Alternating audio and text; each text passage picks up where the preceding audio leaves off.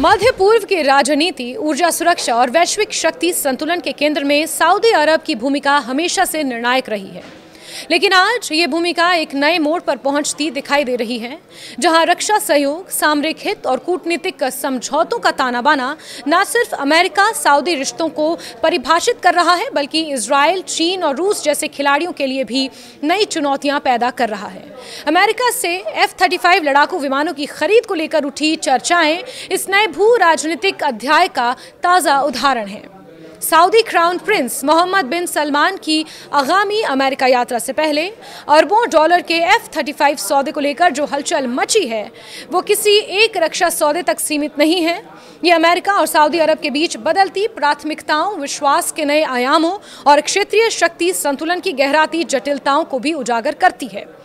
अमेरिकी रक्षा मंत्रालय पेंटागन ने इस सौदे को मंजूरी दे दी है, जिसके तहत सऊदी अरब 48 अत्याधुनिक F-35 विमानों को खरीदेगा।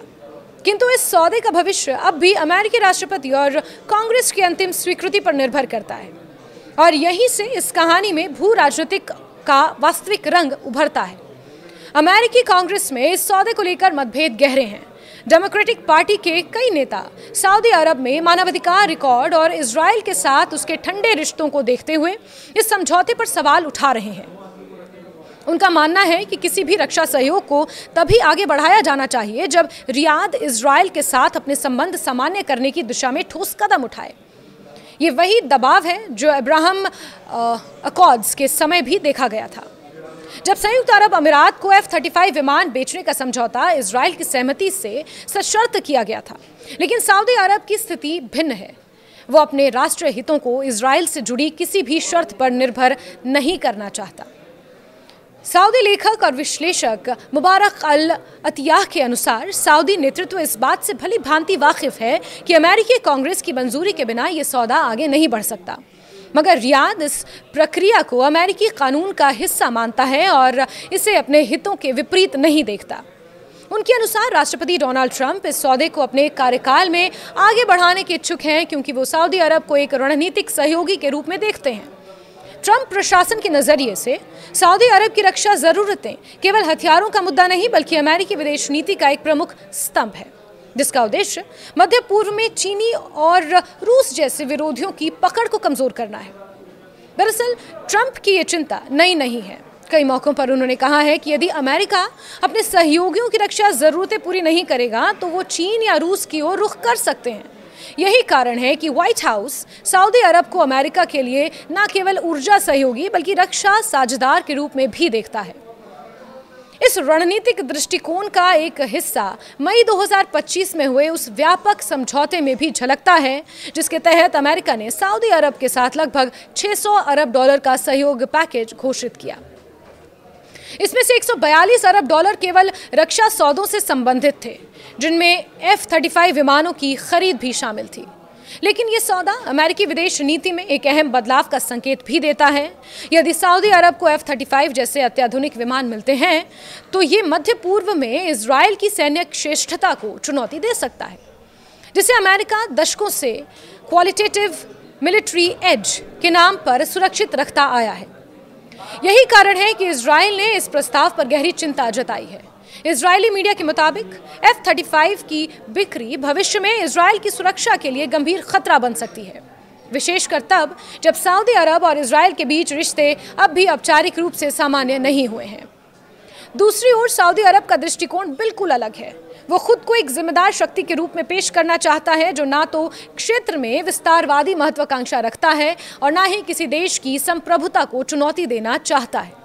क्राउन प्रिंस मोहम्मद बिन सलमान की विदेश नीति, आर्थिक आधुनिकीकरण और विजन 2030 के तहत सऊदी अरब अपनी छवि को एक प्रगतिशील, स्थिर क्षेत्रीय शक्ति के रूप में स्थापित करना चाहता है।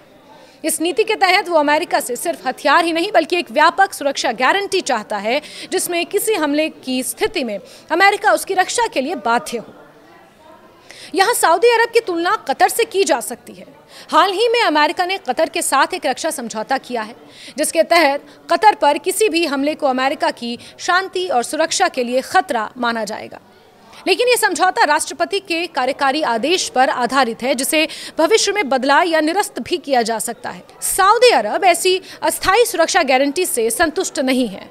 वो एक बाध्यकारी रक्षा समझौता चाहता है जो अमेरिकी कांग्रेस की मंजूरी से गुजरे, ताकि किसी प्रशासनिक बदलाव का उसकी सुरक्षा प्रतिबद्धता पर असर ना पड़े। यही मांग उसकी अमेरिका यात्रा का प्रमुख एजेंडा मानी जा रही है। इस सौदे का एक और आयाम है तकनीकी सुरक्षा। इजराइल और अमेरिका रक्षा संस्थान दोनों को यह डर है कि यदि सऊदी अरब को F-35 जैसी अत्याधुनिक तकनीक दी गई तो उसके रूस, चीन या यहां तक कि ईरान के साथ संबंधों के कारण तकनीकी लीक होने का जोखिम बढ़ सकता है। इसी वजह से अमेरिका ने 2020 में UAE के साथ हुए F-35 समझौते में कई सख्त शर्तें रखी थी। सऊदी अरब के साथ भी ऐसी ही शर्तें जोड़ी जा सकती हैं ताकि इजराइल की सैन्य बढ़त बनी रहे।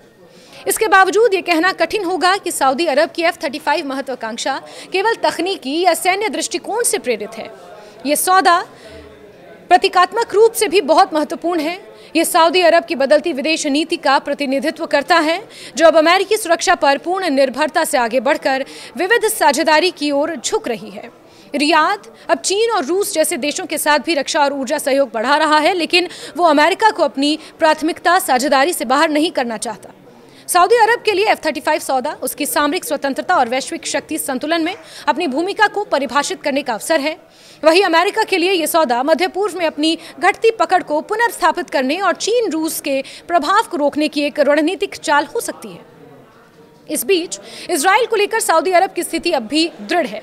वो फिलिस्तीन के मुद्दे पर अपने पुराने रुख से पीछे नहीं हटेगा। संयुक्त राष्ट्र के चार्टर के अनुसार 1967 की सीमाओं के आधार पर एक स्वतंत्र फिलिस्तीनी राष्ट्र का गठन सऊदी विदेश नीति की आधारशिला बना रहेगा। मोहम्मद बिन सलमान की आगामी अमेरिका यात्रा इस पूरे परिदृश्य में निर्णायक साबित हो सकती है। भले ही F-35 सौदे पर अंतिम निर्णय इस यात्रा के दौरान ना हो, लेकिन यह साफ है कि दोनों देशों के बीच एक नए रणनीतिक युग की शुरुआत हो रही है, जहां रक्षा, अर्थव्यवस्था और कूटनीति एक दूसरे के पूरक के रूप में काम करेंगे।